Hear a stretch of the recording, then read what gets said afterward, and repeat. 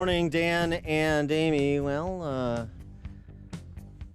the folks over at CNN are doing their best damage control on behalf of Susan Rice, and nobody is more enthusiastic about doing so than Obama sucktoy Van Jones, who has his own show over there now. Yeah, he does. True He's story. had it for a few months. Oh, has he? Yeah. Fascinating. They all blend together for me. Here is Van Jones suggesting that two things for your consideration. One, Susan Rice deserves the Presidential Medal of Freedom. And two, Republicans should love Susan Rice. I'll let you decide how persuasive Mr. Jones is. The right-wing media wants to burn Susan Rice at the stake for doing her job. That's it.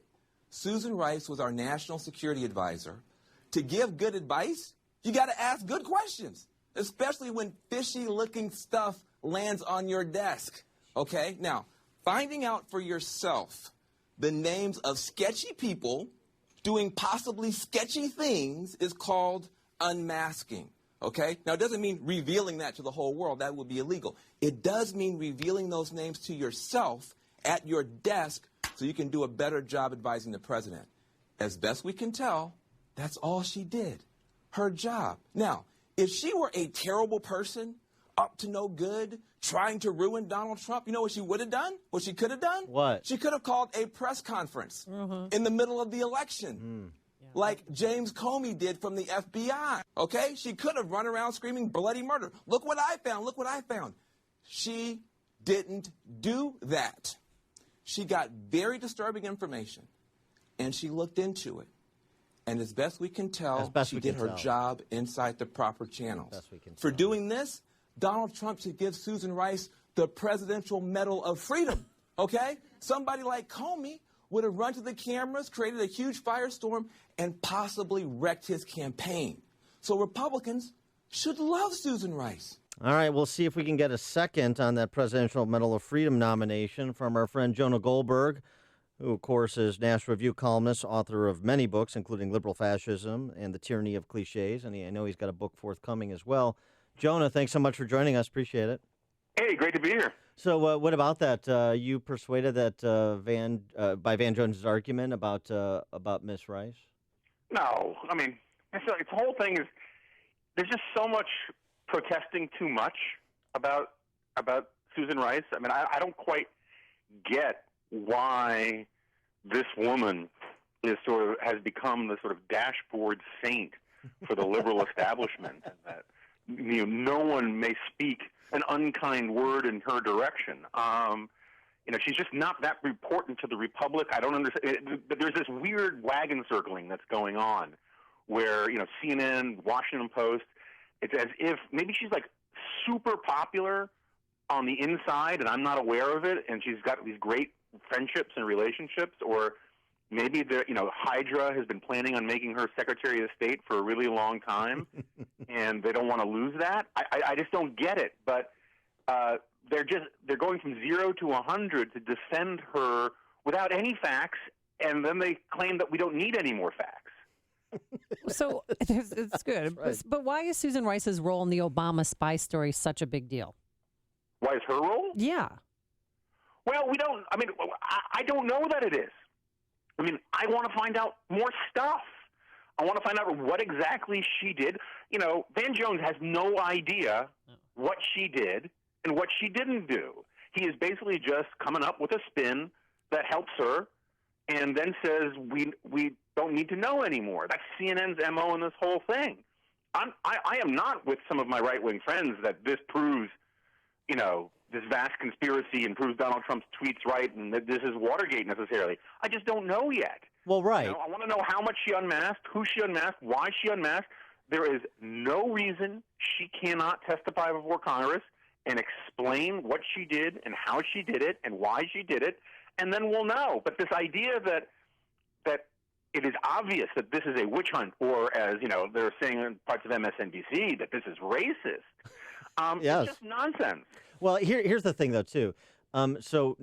Even just setting aside the credibility she should still enjoy after Benghazi, 2 weeks ago, what she said to Judy Woodruff on PBS, where she feigned, I think it's feigning, surprise. She just found out about the unmasking with the news reports and Devin Nunes's press conference and so forth. She didn't know anything about it. And then her interview with Andrea Mitchell suggests, oh, yes, she did know anything about it, but it was just in the ordinary course of her job.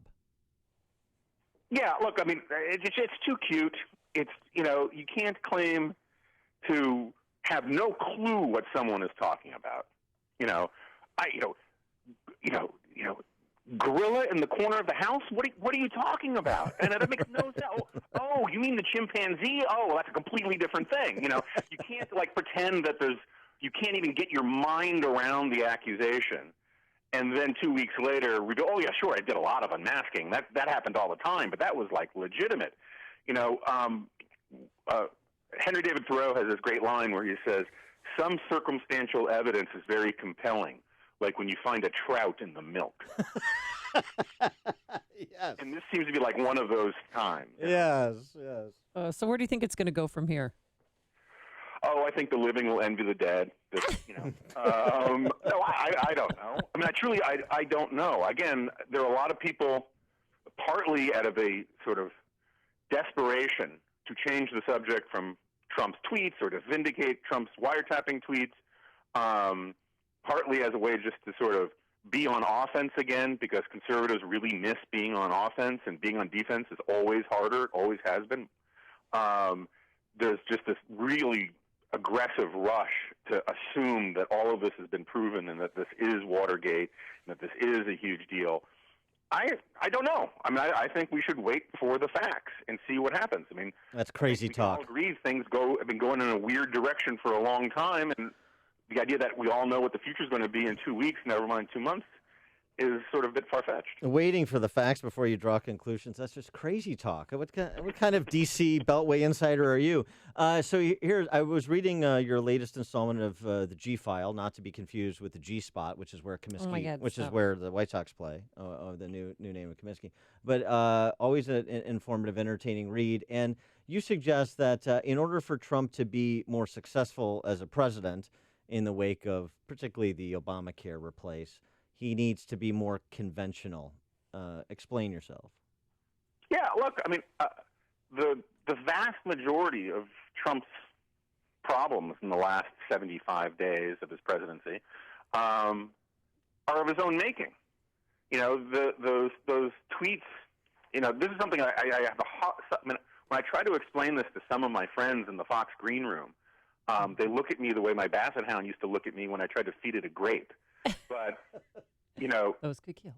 There was no good reason for Trump to do those wiretapping tweets. Right. Even if it was 100% accurate and he had the facts nailed and he was absolutely sure, rather than relying on some, third-party, ridiculously sourced Breitbart nonsense, it still would have been a bad idea to tweet that his predecessor had bugged him. And the last month, a big chunk of why he's decreased in popularity, a big reason why his agenda has been sputtering, is because of that. And that's the way he runs a big chunk of his life, is keeping people guessing, being chaotic, and not sticking to a consistent messaging. And what he needs to, this seems to me, it's weird. Like, I actually truly honestly believe that if Trump followed my advice, even though I've always been a big Trump skeptic, he would do much better. But instead, people think, oh, no, he needs to follow, Sean Hannity's advice or Ann Coulter's advice. And in life, always listening to your biggest fans is probably a bad idea, particularly when you're a politician.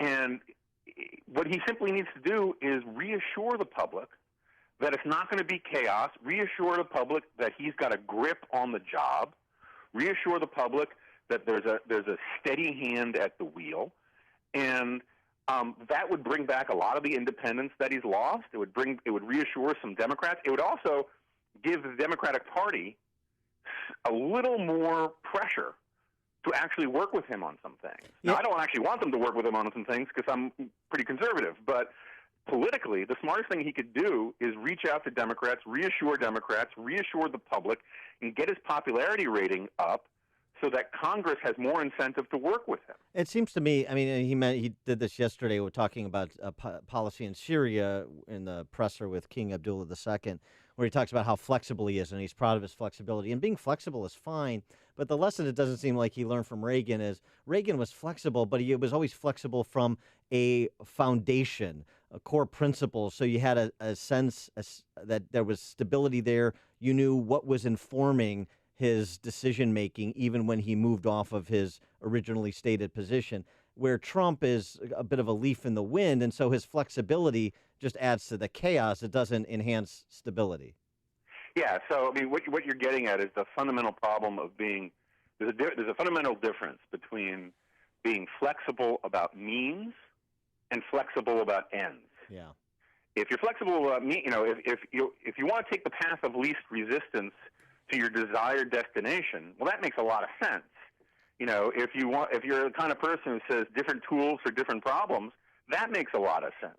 But if you're someone who says, well, we could go to Albuquerque or we could go to Beijing, that's not flexibility. That's just confusion about what you actually believe, what you desire, what you think the best ends of government are. And that's why a lot of, my conservative friends these days are talking about how he needs a brain trust or he needs an advisor or a strict policy agenda and to stick to it and all of that. And I agree that he needs that stuff. But first of all, what he needs to do is decide that he's going to do the job seriously. And that requires understanding the material, setting the goal, a specific goal, and not getting distracted from it. And chasing shiny things or counterpunching and going after your enemies for no good reason, and having a certain amount of self-discipline. And that you can't do any of the desired end stuff unless you have some self-discipline first about the way you're going to get there. He is Jonah Goldberg, National Review columnist, nationalreview.com. And Jonah, what's the status of the book? I've been reading the updates. When's that new book coming out? Oh, when is it coming out? I don't know. I mean, I'm cutting myself again. Oh my God. I'm a bit like Job these days. Yes. Everything has been going south on me. All right. But sooner rather than later. Well, stick to it. I think you got a future. So just stick to it, kid.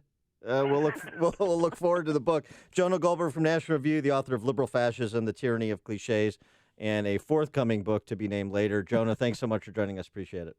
Thanks, guys. And he joined us on our turnkey.pro answer line.